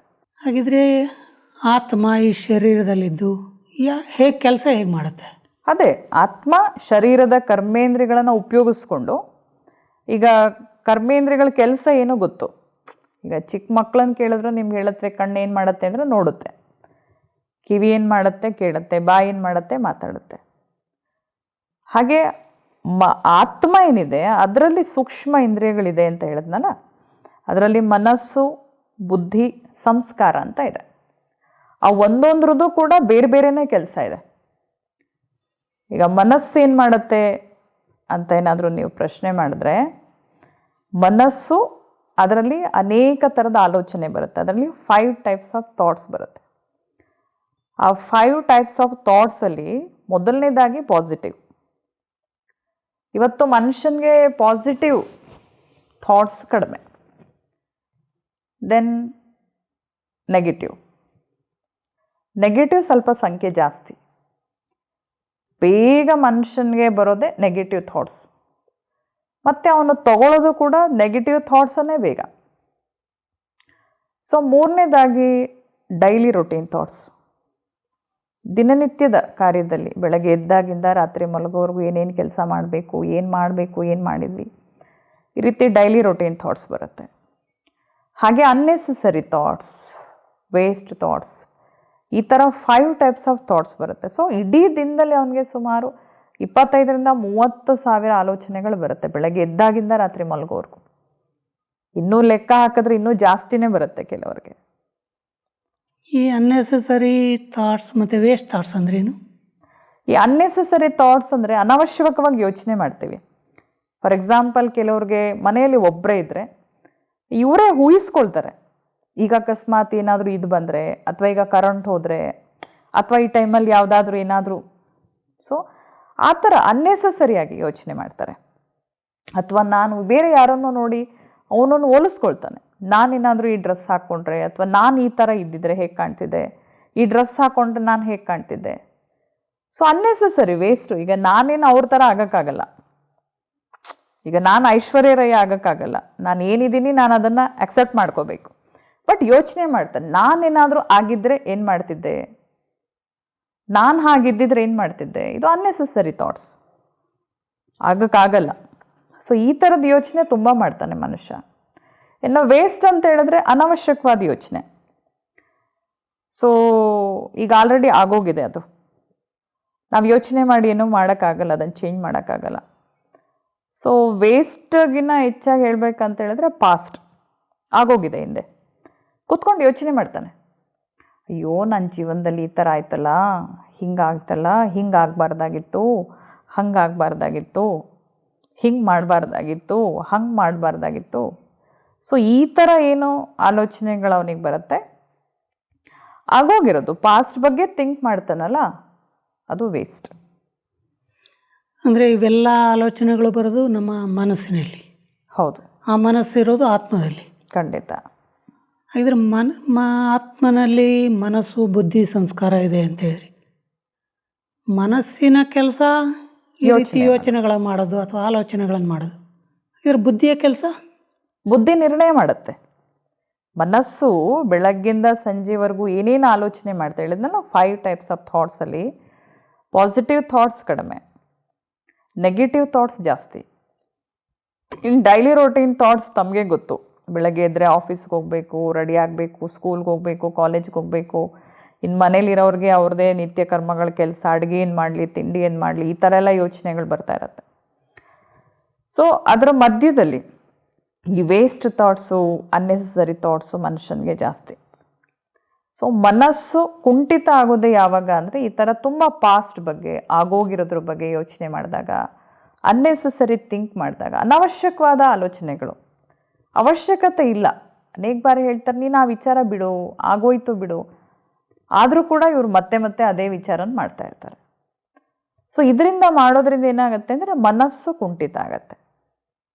ಮನಸ್ಸಿನ ಆಲೋಚನೆಯಿಂದ ಬುದ್ಧಿ ಕುಂಠಿತ ಆಗತ್ತೆ. ಏಕೆಂದರೆ ಬುದ್ಧಿ ಕೆಲಸ ಏನಂದರೆ ಸರಿ ಯಾವುದು ತಪ್ಪು ಯಾವುದು ಅದರ ನಿರ್ಣಯ ಮಾಡುವಂಥದ್ದು ಬುದ್ಧಿ ಕೆಲಸ. ಅನೇಕ ಬಾರಿ ನಮಗೆ ಯೋಚನೆಗಳು ಬಂದಾಗ, ಮನಸ್ಸಿನ ಯೋಚನೆಗಳು ಬಂದಾಗ ಬುದ್ಧಿ ಕೆಲವು ಸಾರಿ ಡಿಸೈಡ್ ಮಾಡುತ್ತೆ, ಹೋಗ್ಲೋ ಬೇಡವೋ, ಮಾಡಲೋ ಬೇಡವೋ, ಹೇಳಲೋ ಬೇಡವೋ ಅಂತ. ಸೊ ಆದರೆ ಕೆಲವು ಸಾರಿ ಏನೋ ಒಂದು ಮಾಡಿಬಿಡ್ತೀವಿ, ಆಮೇಲೆ ತಲೆ ಚೆಚ್ಕೊಳ್ತೀವಿ, ಅಯ್ಯೋ ನನ್ನ ಬುದ್ಧಿಗೆ ಏನು ಬಂದಿತ್ತು, ಹೀಗೆ ಮಾಡಿಬಿಟ್ಟೆ, ಈಗ ಹೇಳಿಬಿಟ್ಟೆ, ಹೀಗೆ ಮಾಡಬಾರ್ದಾಗಿತ್ತು, ಹೀಗೆ ಹೇಳ್ಬಾರ್ದಾಗಿತ್ತು ಅಂತ. ಸೊ ಆದರೆ ಬುದ್ಧಿ ಇವತ್ತು ಎಲ್ರಿಗೂ ಕೂಡ ಸರಿಯಾದ ನಿರ್ಣಯ ತಗೊಳ್ತಾ ಇಲ್ಲ. ಬುದ್ಧಿ ತನ್ನ ನಿರ್ಣಯ ಶಕ್ತಿ ಕಳ್ಕೊಂಡಿದೆ. ಏಕೆಂದರೆ ದ್ವಂದ್ವ, ಇಂಬ್ಯಾಲೆನ್ಸ್, ಯಾವುದು ಸರಿ ಯಾವುದು ತಪ್ಪು ಗೊತ್ತಿಲ್ಲ, ನಾಲೆಡ್ಜ್ ಇಲ್ಲ, ಮಾಡಲೋ ಬೇಡವೋ, ಹೋಗ್ಲೋ ಬೇಡವೋ. ಅನೇಕರು ವಿಶ್ವವಿದ್ಯಾಲಯಕ್ಕೆ ನಾವೇನಾದರೂ ಆಹ್ವಾನ ಮಾಡಿದ್ರೆ ಬನ್ನಿ ವಿಚಾರ ತಿಳ್ಕೊಳ್ಳಿದ್ರೆ ಅವ್ರು ಯೋಚನೆ ಮಾಡ್ತಾರೆ, ಹೋಗ್ಲೋ ಬೇಡವೋ, ಬರಲೋ ಬೇಡವೋ, ಈ ಥರನೂ ಯೋಚನೆ ಮಾಡಿರೋದುಂಟು. ಅನೇಕರು ಹೇಳಿದ್ದಾರೆ ನಮಗೆ ಕ್ಲಾಸಿಗೆ ಬರುವಾಗ, ನಾವು ತುಂಬ ವರ್ಷದಿಂದ ನಿಮ್ಮ ಸಂಸ್ಥೆ ನೋಡಿದ್ವಿ, ನಿಮ್ಮ ಸಂಸ್ಥೆ ಮುಂದೆ ಓಡಾಡಿದ್ವಿ, ಬರಲೋ ಬೇಡವೋ ಅಂತ ಯೋಚನೆ ಮಾಡಿ ಬೋರ್ಡ್ ನೋಡ್ಕೊಂಡು ಹಾಗೆ ಹೋಗಿ ಆಮೇಲೆ ಎಷ್ಟೋ ವರ್ಷ ಆದಮೇಲೆ ಒಳಗೆ ಬಂದು ಜ್ಞಾನ ತೊಗೊಂಡಿದ್ದು ಉಂಟು. ನೋಡಿ ಎಷ್ಟು ಯೋಚನೆ ಮಾಡಿರ್ತಾರೆ ಅದ್ರ ಬಗ್ಗೆ ಕೂಡ. ಒಳಗೆ ಹೋಗ್ಲೋ ಬೇಡವೋ, ತಿಳ್ಕೊಳ್ಳೋ ಬೇಡವೋ ಅಂತಲೂ ಕೂಡ ತುಂಬ ಯೋಚನೆ ಮಾಡ್ತಾರೆ. ಆದರೆ ಬುದ್ಧಿ ಆಗ ಅವರು ಸರಿಯಾದ ಸಮಯಕ್ಕೆ ಸರಿಯಾದ ನಿರ್ಣಯ ತಗೊಳ್ಬೇಕು. ಇವತ್ತೆಲ್ಲವೂ ಅಷ್ಟೆ, ನಾವು ಮಿಂಚಿ ಹೋದ ಕಾಲಕ್ಕೆ ಚಿಂತಿಸಿ ಫಲ ಏನು ಅಂತ ಹೇಳ್ತೀವಿ. ಆಯಾ ಕಾಲಕ್ಕೆ ಏನೇನು ಮಾಡಬೇಕೋ ಅದು ಮಾಡಬೇಕು ಅಲ್ವಾ. ಈಗ ಯಾರೋ ಒಬ್ಬ ಪೇಷಂಟು ಎಮರ್ಜೆನ್ಸಿ ಸಾಯೋದ್ರಲ್ಲಿರ್ತಾರೆ, ಆ ಟೈಮಲ್ಲಿ ಡಾಕ್ಟ್ರು ಅವ್ರಿಗೆ ಟ್ರೀಟ್ ಮಾಡಬೇಕು. ಸೊ ಅವರು ಸತ್ತೋದ್ಮೇಲೆ ಬಂದರೆ ಏನು ಪ್ರಯೋಜನ ಡಾಕ್ಟ್ರು ಅಲ್ವಾ. ಹಾಗೆ ಟ್ರೈನ್ಗೂ ಅಷ್ಟೇ, ಟಿಕೆಟ್ ತೊಗೊಂಡಿರ್ತೀವಿ, ಅದಕ್ಕೆ ಮುಂಚೆ ನಾವು 1/2 hour ಅಥವಾ 15 minutes ಇರಬೇಕು. ಟ್ರೈನ್ ಹೋದ್ಮೇಲೆ ಬಂದರೆ ಏನು ಪ್ರಯೋಜನ ಅಲ್ವಾ. ಹಾಗೆ ಬೆಳೆ ಎಲ್ಲ ಬಂದು ನಿಂತಿರುತ್ತೆ, ಆ ಟೈಮಲ್ಲಿ ನಾವು ಎಲ್ಲೆಲ್ಲೋ ಹೊರಗಡೆ ಸುತ್ಕೊಂಡಿದ್ದು, ಆಮೇಲೆ ಎಲ್ಲ ಅಕ್ಕಿ ಪಕ್ಷಿಗಳು ಬಂದು ಬೆಳೆ ತಿನ್ಕೊಂಡು ಹೋದ್ಮೇಲೆ ಬಂದು ಏನಪ್ಪ ಮಾಡಲಿ ಹಿಂಗಾಯ್ತಲ್ಲ ಅಂದರೆ. ಹಾಗೆ ಬುದ್ಧಿಯೂ ಕೂಡ ಯಾವ್ಯಾವ ಸಮಯಕ್ಕೆ ಏನೇನು ನಿರ್ಣಯ ತೊಗೊಳ್ಬೇಕು ಆ ನಿರ್ಣಯ ತೊಗೊಳ್ಬೇಕು. ಹಾಗಿದ್ರೆ ನೆಕ್ಸ್ಟ್ ಸಂಸ್ಕಾರ ಅಂದ್ರೇನು? ಸಂಸ್ಕಾರ ಅಂದರೆ ಬುದ್ಧಿ ಮುಖಾಂತರ ನಾವೇನು ಕೆಲಸಗಳನ್ನು ಪ್ರಾಕ್ಟಿಕಲಾಗಿ ಮಾಡ್ತೀವಿ ಅದು ಸಂಸ್ಕಾರದಲ್ಲಿ ರೆಕಾರ್ಡ್ ಆಗುತ್ತೆ. ಹೇಗೆ ಫಾರ್ ಎಕ್ಸಾಂಪಲ್ ಮೊಬೈಲ್ ಇದೆ, ಮೊಬೈಲಲ್ಲಿ ನಾವು ಏನು ರೆಕಾರ್ಡ್ ಮಾಡ್ತೀವಿ ಅದು ರೆಕಾರ್ಡ್ ಆಗುತ್ತೆ ರೆಕಾರ್ಡಿಂಗಲ್ಲಿ. ಆ ಮೊಬೈಲಿಗೆ ಗೊತ್ತಿಲ್ಲ ಇದು ಸರಿ ಇದು ತಪ್ಪು, ಇದನ್ನು ರೆಕಾರ್ಡ್ ಮಾಡಬೇಕು ಇದನ್ನು ರೆಕಾರ್ಡ್ ಮಾಡಬಾರ್ದು ಅಂತ ಗೊತ್ತಿಲ್ಲ. ಅದಕ್ಕೇನು ವಾಯ್ಸ್ ಬರುತ್ತೆ, ಅದಕ್ಕೇನು ಸಿಗುತ್ತೆ ಅದನ್ನೆಲ್ಲ ಅದು ರೆಕಾರ್ಡ್ ಮಾಡ್ಕೊಳ್ತಾ ಹೋಗುತ್ತೆ. ಹಾಗೆ ಸಂಸ್ಕಾರ ಕೂಡ ಹೇಗಾಗತ್ತೆ ಅಂದರೆ ಮನುಷ್ಯ ಪ್ರಾಕ್ಟಿಕಲಿ ತನ್ನ ಲೈಫಲ್ಲಿ ಏನೇನು ಕೆಲಸಗಳನ್ನ ಮಾಡ್ತಾ ಹೋಗ್ತಾನೆ ಅದು ಸಂಸ್ಕಾರ ಆಗ್ತಾ ಹೋಗುತ್ತೆ. ಏಕೆಂದರೆ ಸಂಸ್ಕಾರ ಆದಮೇಲೆ ಅದನ್ನು ಚೇಂಜ್ ಮಾಡ್ಕೊಳ್ಳೋದು ಕಷ್ಟ. ನೀವು ಯಾವುದೇ ಒಂದು ಕೆಲಸನ 1 ವಾರ ಬಿಡದೆ ಮಾಡಿ 7 ದಿನ, ಅದು ನಿಮ್ಮ ಸಂಸ್ಕಾರ ಆಗಿಬಿಡುತ್ತೆ. ಹಾಗೆ ಸಂಸ್ಕಾರದಲ್ಲಿ ಕೂಡ 4 ಟೈಪ್ ಸಂಸ್ಕಾರ ಇದೆ. ಒಂದು ಆತ್ಮದ ಒರಿಜಿನಲ್ ಸಂಸ್ಕಾರ, ಮೂಲ ಸಂಸ್ಕಾರ. ಸೊ ಎರಡನೇದಾಗಿ ಅದಕ್ಕೆ ತಂದೆ ತಾಯಿಗಳಿಂದ ಬಂದಂಥ ಸಂಸ್ಕಾರ, ಅವರ ಜೀನ್ಸಿಂದ ಕೂಡ ಸಂಸ್ಕಾರಗಳು ಬಂದಿರುತ್ತೆ. ಅದಕ್ಕೆ ಅನೇಕ ಬಾರಿ ನೀವು ನೋಡಿರ್ಬೋದು ಮನೆಯಲ್ಲಿ ಮಾತಾಡುವಾಗ ಅಪ್ಪ ಅಮ್ಮ ಎಷ್ಟೋ ಸಾರಿ ಎಂದಿರ್ತಾರೆ, ನೀನು ಈ ವಿಚಾರದಲ್ಲಿ ಸೇಮ್ ನಿಮ್ಮ ಅಪ್ಪನ ಥರ. ಅಪ್ಪ ಮಾತಾಡುವಾಗ ಎಷ್ಟೋ ಸಾರಿ ಹೇಳಿರ್ತಾರೆ, ಈ ವಿಚಾರದಲ್ಲಿ ನೀನು ಸೇಮ್ ನಿಮ್ಮ ಅಮ್ಮನ ಥರ, ನಿಮ್ಮ ಅಮ್ಮನ ಗುಣನೇ ಎಲ್ಲ ಬಂದ್ಬಿಟ್ಟಿದೆ ನಿನಗೆ ಅಂತ. ಸೊ ಹಾಗಾಗಿ ತಂದೆ ತಾಯಿಗಳಿಂದನೂ ಸಂಸ್ಕಾರ ಬಂದಿರುತ್ತೆ. ಸೊ ಮೂರನೇದಾಗಿ ಆತ್ಮದ ಪೂರ್ವ ಜನ್ಮದ ಸಂಸ್ಕಾರ.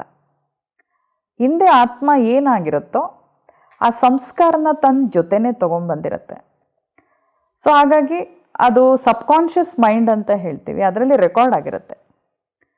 ಫಾರ್ ಎಕ್ಸಾಂಪಲ್ ನಿಮಗೆ ಈಗ ನೀರು ಕಂಡ್ರೆ ಭಯ ಅಲ್ಲ, ನಿಮಗೆ ಭಯ ಇದೆಯೋ ಇಲ್ವೋ ಗೊತ್ತಿಲ್ಲ, ನೀರು ಕಂಡ್ರೆ ನನಗೆ ನೀರು ಕಂಡ್ರೆ ಭಯ. ಸೊ ಯಾಕೆ ಅಂದರೆ ಗೊತ್ತಿಲ್ಲ, ನಾನೆಲ್ಲೋ ಹಿಂದಿನ ಜನ್ಮದಲ್ಲಿ ನೀರಲ್ಲಿ ಬಿದ್ದು ಏನೋ ಅನಾಹುತ ಆಗಿರ್ಬೋದು. ಅದೇನಾಗಿದೆ ಆತ್ಮದ ಸಂಸ್ಕಾರದಲ್ಲಿ ಸಬ್ಕಾನ್ಷಿಯಸ್ ಮೈಂಡಲ್ಲಿ ರೆಕಾರ್ಡ್ ಆಗಿದೆ. ಹಾಗಾಗಿ ಇವತ್ತಿಗೂ ಕೂಡ ನೀರು ಕಂಡ್ರೆ ಭಯ, ಅಥವಾ ನಾಯಿ ನಾಯಿ ಕೈಲೆಲ್ಲೋ ಹಿಂದಿನ ಜನ್ಮದಲ್ಲಿ ಕಡಿಸ್ಕೊಂಬಿಟ್ಟಿರ್ತೀವಿ, ಅಥವಾ ಇನ್ನೇನೋ ಆಗಿರುತ್ತೆ, ನಾಯಿಯಿಂದನೋ ಯಾವುದೋ ಪ್ರಾಣಿಯಿಂದನೋ ತೊಂದರೆ ಆಗಿರುತ್ತೆ. ಹಸು, ಕೊಂಬಿರೋ ಹಸುಗಳು ನೋಡಿದ್ರೆ ಕೆಲವ್ರಿಗೆ ಭಯ, ಕೆಲವ್ರಿಗೆ ಹಾವು ನೋಡಿದ್ರೆ ಭಯ. ಕೆಲವ್ರು ಹಾವು ಜೊತೆ ಎಷ್ಟು ಪ್ರೀತಿಯಿಂದ ಹಾವು ಹಿಡ್ಕೊಂಡು ಅದ್ರ ಜೊತೆ ಎಲ್ಲ ಇದು ಮಾಡ್ಕೊಂಡ್ರೆ, ಕೆಲವ್ರಿಗೆ ಆ ಥರ ಭಯ ಇರುತ್ತೆ ಕೆಲವೊಂದು ವಿಚಾರದಲ್ಲಿ. ಅದೇನಂದರೆ ಸಬ್ಕಾನ್ಷಿಯಸ್ ಮೈಂಡಲ್ಲಿ ಅದು ಸೇವ್ ಆಗಿರುತ್ತೆ. ಹಾಗಾಗಿ ಆತ್ಮದ ಇಂದಿನ ಜನ್ಮದ ಸಂಸ್ಕಾರಕ್ಕನುಸಾರವಾಗಿ ಅದು ಇವತ್ತು ರಿಯಾಕ್ಟ್ ಮಾಡುತ್ತೆ. ಅಥವಾ ನೀವು ನೋಡ್ಬೋದು ಬಾಲ್ಯದಲ್ಲಿ ಮಕ್ಕಳು ಹೇಗೆ ಆಟ ಆಡತ್ವೆ ಅಂತ. ಕೆಲವು ಮಕ್ಕಳು ಆಟ ಆಡುವಾಗ ನೋಡಿದ್ದೀರಾ, ಸಾಮಾನ್ಯವಾಗಿ ಚಿಕ್ಕ ಮಕ್ಕಳಲ್ಲಿ ಒಂದು ಸರ್ಟನ್ ಏಜ್ವರೆಗೂ ಅವ್ರು ಆಟ ಆಡುವಾಗ ಗೊತ್ತಾಗುತ್ತೆ ಅದು ಸಂಸ್ಕಾರ ಆತ್ಮದ ಹೇಗಿದೆ ಅಂತ. ಕೆಲವೊಂದು ಮಕ್ಕಳು ಮಾಸ್ಟ್ರು ಪಾಠ ಮಾಡ್ತಾರಲ್ಲ ಸ್ಕೂಲಲ್ಲಿ, ಆ ಥರ ಕಡ್ಡಿ ಇಟ್ಕೊಂಡು ನಾನು ಪಾಠ ಮಾಡ್ತೀನಿ ನೀವೆಲ್ಲ ಪಾಠ ಕೇಳಬೇಕು ಅನ್ನತ್ತೆ. ಹಾಗೆ ಕೆಲವು ಮನೆಗಳಲ್ಲಿ ಕೆಲವರು ನಾನು ಅಡುಗೆ ಮಾಡ್ತೀನಿ ನೀವು ಊಟ ಮಾಡಬೇಕು, ಸುಮ್ಮನೆ ಒಂದು ಚಿಕ್ಕ ಚಿಕ್ಕ ಎಲೆ ಹಾಕಿ ನೀವು ಊಟ ಮಾಡೋ ಥರ ಆ್ಯಕ್ಷನ್ ಮಾಡಬೇಕು, ಅದು ಊಟ ಬಡಿಸೋರ ಥರ ಆ್ಯಕ್ಷನ್ ಮಾಡುತ್ತೆ. ಅಥವಾ ಒಂದು ದಾರ ಕಟ್ಕೊಂಡು ಅದಕ್ಕೆ ಬಸ್ ಕಂಡಕ್ಟರ್ ಥರ ಟಿಕೆಟ್ ಅಂದ್ಕೊಂಡು ಅದು ಆಟ ಆಡುತ್ತೆ. ಅಥವಾ ಇನ್ನು ಕೆಲವು ಮಕ್ಕಳು ಯಾವಾಗ ನೋಡಿದ್ರು ಎಲ್ಲಿ ನೋಡಿದ್ರು ಟ್ಯಾಕ್ಟ್ರು ಕೊಡಿಸು, JCB ಕೊಡಿಸು ಅಂತ ಹೇಳ್ತಾ ಇರ್ತವೆ ಆಟ ಆಡಲಿಕ್ಕೆ. ಸೊ ಗೊತ್ತಿಲ್ಲ ಅದು ಹಿಂದಿನ ಜನ್ಮದಲ್ಲಿ ಯಾವ ರೈತ ಆಗಿ ಆ ಒಂದು ಇದನ್ನು ಉಪಯೋಗಿಸಿ ದೇಹ ಬಿಟ್ಟಿತ್ತು ಅಥವಾ ಅದ್ರ ಆಸೆ ಇಟ್ಕೊಂಡು ದೇಹ ಬಿಟ್ಟಿತ್ತು. ಸೊ ಅದೇ ಥರ ಕೆಲವು ಮಕ್ಕಳು ಗನ್ ಕೊಡಿಸು, ಸುಮ್ಮನೆನಾದರೂ ನಿಂಗೆ ಶೂಟ್ ಮಾಡ್ತೀನಿ ಡಗಡಗ ಅಂತ, ನೀನು ಬಿದೋಗ್ಬೇಕು ಸತ್ತೋಗ್ಬೇಕು ಈ ಥರ ಎಲ್ಲ ಆ್ಯಕ್ಟ್ ಮಾಡು ಅಂತ ಹೇಳುತ್ತೆ. ಸೊ ಇದೆಲ್ಲ ಏನಂದರೆ ಆತ್ಮದ ಸಂಸ್ಕಾರ ಏನಿದೆ ಅದು ಪೂರ್ವ ಜನ್ಮದ ಸಂಸ್ಕಾರ ನಮಗೆ ಕೆಲವೊಂದು ಏಜ್ವರೆಗೂ ಅದು ಕಾಣಿಸುತ್ತೆ. ಆಮೇಲೆ ಏನಾಗುತ್ತೆ, ಆ ಆತ್ಮದ ಸಂಸ್ಕಾರ ಅದು ಸರ್ಟನ್ ಪೀರಿಯಡ್ವರೆಗೂ ಇದ್ದು ಅದು ಮರ್ಜ್ ಆಗಿ ನೆಕ್ಸ್ಟ್ ಈ ಜನ್ಮದ ಸಂಸ್ಕಾರ ಇಮರ್ಜ್ ಆಗುತ್ತೆ. ಏಕೆಂದರೆ ಆತ್ಮದಲ್ಲಿ ಅನೇಕ ಜನ್ಮಗಳ ಸಂಸ್ಕಾರ ಇರುತ್ತೆ, ಪುನರ್ಜನ್ಮದ ಸಂಸ್ಕಾರ. ಆತ್ಮ ಪುನರ್ಜನ್ಮ ಪಡ್ಕೊಳ್ಳುತ್ತೆ. ಅದಕ್ಕೆ ಹೇಳೋದು ಪುನರಪಿ ಜನನಂ ಪುನರಪಿ ಮರಣಂ. ಸತ್ತದವರು ಹುಟ್ಟಲೇಬೇಕು, ಹುಟ್ಟಿದವರು ಮತ್ತೆ ಸಾಯ್ತಾರೆ. ಅದಕ್ಕೆ ಯಾರೇ ಸತ್ರು ಇವತ್ತಿಗೆ ಮತ್ತೆ ಹುಟ್ಟಿವ ಅಂತ ಬೋರ್ಡ್ ಹಾಕಿರ್ತಾರೆ. ಅಂದರೆ ಆತ್ಮ ಮತ್ತೆ ಹುಟ್ಟಿ ಬರುತ್ತೆ. ಆತ್ಮದ ಒಳಗಡೆ ಆ ಸಂಸ್ಕಾರದಲ್ಲಿ ಆ ಹಿಂದಿನ ಜನ್ಮದ ಸಂಸ್ಕಾರ ರೆಕಾರ್ಡ್ ಆಗಿರುತ್ತೆ. ಸೊ ಹಾಗಾಗಿ ಅದೊಂದು. ಸೊ ನೆಕ್ಸ್ಟು 4ನೇದಾಗಿ ಆತ್ಮ ತನ್ನ ಸುತ್ತಲಿನ ವಾತಾವರಣಕ್ಕೆ ಬಂದಾಗ ಕೆಲವೊಂದು ಇದನ್ನು ಕಲಿಯುತ್ತೆ, ಸಂಸ್ಕಾರಗಳನ್ನು. ಯಾವ ತಂದೆ ತಾಯಿನೂ ಹುಟ್ಟಿದಾಗಲೇ ಅವ್ರಿಗೆ ಬ್ಯಾಡ್ ಹ್ಯಾಬಿಟ್ಸ್ ಆಗಲಿ ಅಥವಾ ಇದನ್ನಾಗಲಿ ಕಲಿಸಿರಲ್ಲ. ಆದರೆ ಇವತ್ತು ನಾವು ನೋಡ್ತೀವಿ ಸಮಾಜದಲ್ಲಿ ತುಂಬ ಜನ ಅನೇಕ ಹ್ಯಾಬಿಟ್ಗಳಿಗೆ ಒಳಗಾಗಿದ್ದಾರೆ. ನನಗೇನು ಅಭ್ಯಾಸ ಇರಲಿಲ್ಲ, ಅದೇನೋ ಒಂದಿನ ಪಾರ್ಟಿಗೆ ಹೋದಾಗ ಅಥವಾ ಇನ್ನೆಲ್ಲೋ ಹೋದಾಗ ಸ್ವಲ್ಪ ಚೂರು ಅಭ್ಯಾಸ ಮಾಡಿಕೊಂಡು ಇವತ್ತು ಅದು ನನಗೆ ಫುಲ್ ಅಭ್ಯಾಸ ಆಗೋಗಿದೆ. ಅದು ಇಲ್ಲದೆ ಇದ್ದರೆ ಇರೋಕ್ಕೆ ಆಗಲ್ಲ, ಆ ಮಟ್ಟಕ್ಕೆ ತಲುಪಿಬಿಟ್ಟಿದ್ದಾರೆ. ಅಂದರೆ ಆತ್ಮನಲ್ಲಿ ಈ 4 ರೀತಿಯ ಸಂಸ್ಕಾರಗಳು ರೆಕಾರ್ಡ್ ಆಗುತ್ತೆ. ಕೆಲವು ರೆಕಾರ್ಡ್ ಇರುತ್ತೆ, ಕೆಲವು ರೆಕಾರ್ಡ್ ಆಗುತ್ತೆ. ಯಾಕಂದರೆ ಇವತ್ತಿನ ಈ ಸಂಚಿಕೆಯಲ್ಲಿ ನೀವು ಭಾಳಷ್ಟು ಹೊಸ ವಿಚಾರಗಳನ್ನು ಆತ್ಮನ ಬಗ್ಗೆ, ಈ ಮನಸ್ಸು ಬುದ್ಧಿ ಸಂಸ್ಕಾರ ಇದೆಲ್ಲ ಹೊಸ ವಿಷಯ ನನಗೆ. ಭಾಳಷ್ಟು ವಿಷಯಗಳನ್ನು ತಿಳಿಸ್ಕೊಟ್ಟಿದ್ರಿ. ಆದರೂ ಈ ಆತ್ಮನ ವಿಚಾರವಾಗಿ ನನಗೆ ಇನ್ನಷ್ಟು ಪ್ರಶ್ನೆಗಳಿವೆ. ಅವನ್ನೆಲ್ಲ ನಾನು ಮುಂದಿನ ಸಂಚಿಕೆಯಲ್ಲಿ ನಿಮ್ಮಿಂದ ಉತ್ತರವನ್ನು ತಗೊಳ್ಳೋದಕ್ಕೆ ಪ್ರಯತ್ನ ಪಡ್ತೇನೆ. ತಾವು ಈ ಕಾರ್ಯಕ್ರಮಕ್ಕೆ ಬಂದಿದ್ದಕ್ಕೆ ತಮಗೆ ಭಾಳ ಧನ್ಯವಾದಗಳು. ನೋಡಿದ್ರಲ್ಲ ವೀಕ್ಷಕರೇ, ಇವತ್ತಿನ ಈ ಸಂಚಿಕೆಯಲ್ಲಿ ಆತ್ಮ ಅಂದರೆ ಏನು, ಅದು ಎಲ್ಲಿರುತ್ತೆ, ಅದರಲ್ಲಿ ಏನೇನಿರುತ್ತೆ, ಇವೆಲ್ಲ ಹೊಸ ವಿಷಯಗಳನ್ನು ಇವತ್ತಿನ ಈ ಸಂಚಿಕೆಯಲ್ಲಿ ನಾವು ತಿಳ್ಕೊಂಡಿದ್ವಿ. ಹಾಗೆ ಈ ವಿಷಯವಾಗಿ ನಾವು ಇನ್ನೂ ತಿಳ್ಕೋಬೇಕಾದಂಥ ಭಾಳಷ್ಟು ಮಾಹಿತಿ ಇದೆ. ಅವುಗಳನ್ನೆಲ್ಲ ನಾವು ಮುಂದಿನ ಸಂಚಿಕೆಯಲ್ಲಿ ತಿಳ್ಕೊಳ್ಳುವಂಥ ಪ್ರಯತ್ನ ಮಾಡೋಣ.